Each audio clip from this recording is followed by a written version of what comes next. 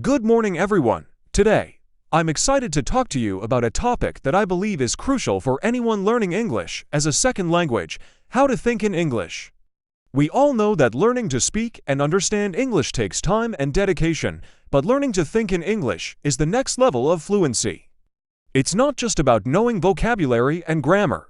It's about shifting how your mind processes language so that English becomes a natural part of your thinking process. So, how can we achieve this? In this speech, I will share with you 5 key strategies that will help you train your mind to think in English. Let's begin with the first one: expanding your vocabulary. 1. Expand your vocabulary. The foundation of thinking in any language is having enough words to express your thoughts.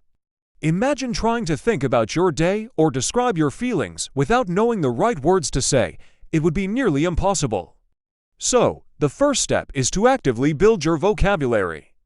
Make it a habit to learn new words regularly. You can start with 5 words a day and make sure they are words that are useful in your everyday life. But learning new words is not enough on its own. You also need to use those words.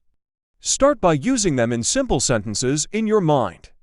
For example, if you learn the word opportunity, you can say, "This is a great opportunity to practice English," or "I don't want to miss this opportunity." When you do this, your brain starts associating the new word with real-life situations, and it becomes easier to recall it when you need it. 2. Talk to yourself in English. The second strategy I want to share is to talk to yourself in English. Now, this might sound strange, but it's actually a very powerful way to train your brain. Throughout the day, try to think in English about the things happening around you. When you wake up in the morning, instead of thinking, "TFDY Silam," think, "I need to get up and go to work." If you're hungry, think, "I'm hungry. What should I eat?"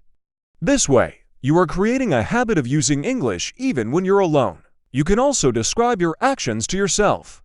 If you're walking to the bus stop, think, "I'm walking to the bus stop. The weather is sunny today." Or if you're cooking dinner, think, "I'm chopping vegetables. I'll make soup." By doing this regularly, you are forcing your brain to form thoughts directly in English without translating from your native language. It may feel slow at first, but with practice, it will become much easier. 3. Immerse yourself in English. The third strategy is immersion.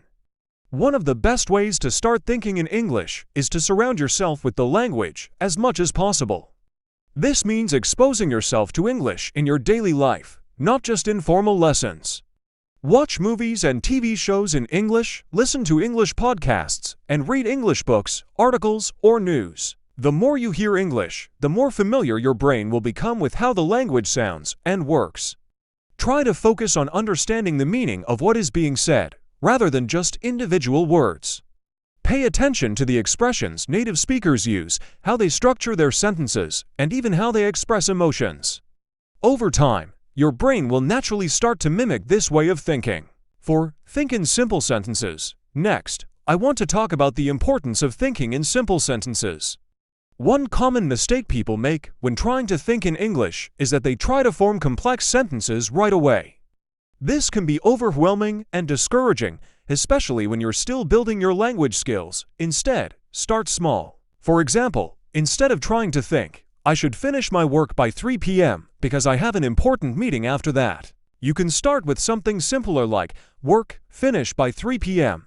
Meeting after." Once you get comfortable with these shorter sentences, you can gradually add more details and make them more complex. The key here is to build confidence and fluency by taking small steps. Don't worry about making your thoughts perfect at first.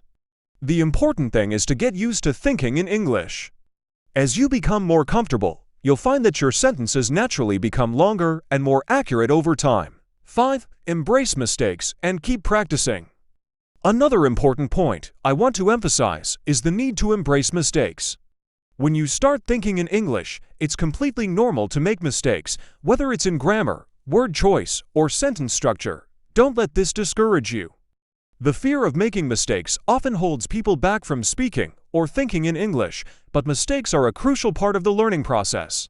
Think of it this way: every mistake you make is an opportunity to learn and improve. If you're not making mistakes, you're not pushing yourself hard enough. So, when you notice that you've made an error, take it as a sign that you're moving forward. Over time, As you correct these mistakes, your brain will become better at thinking in English correctly. 6. Engage in conversations and use technology. Finally, engage in conversations as much as possible. The best way to test and improve your ability to think in English is to actually use the language in real conversations. Whether it's with friends, colleagues, or even through online language exchange platforms, talking to other people in English forces you to think quickly and adapt. This real-time practice is invaluable because it helps you move from thinking slowly in English to thinking more naturally and fluently. If you don't have someone to practice with, you can also use technology to help. There are many language learning apps, AI chatbots, and even virtual assistants that you can talk to in English. These tools can simulate conversations and give you the chance to practice your speaking and thinking skills without feeling pressured. In conclusion, learning to think in English is a gradual process that requires patience and dedication, but it's a skill that anyone can develop with practice. By expanding your vocabulary, talking to yourself in English, immersing yourself in the language, starting with simple sentences, embracing mistakes, and practicing with others, you will eventually reach a point where thinking in English feels natural and effortless. Remember, it's not about being perfect from the start. It's about making steady progress and giving yourself the opportunity to learn. With time, your brain will adjust, and you'll find yourself thinking, speaking, and understanding English more fluently. Thank you for listening, and I hope these tips will help you on your journey to thinking in English.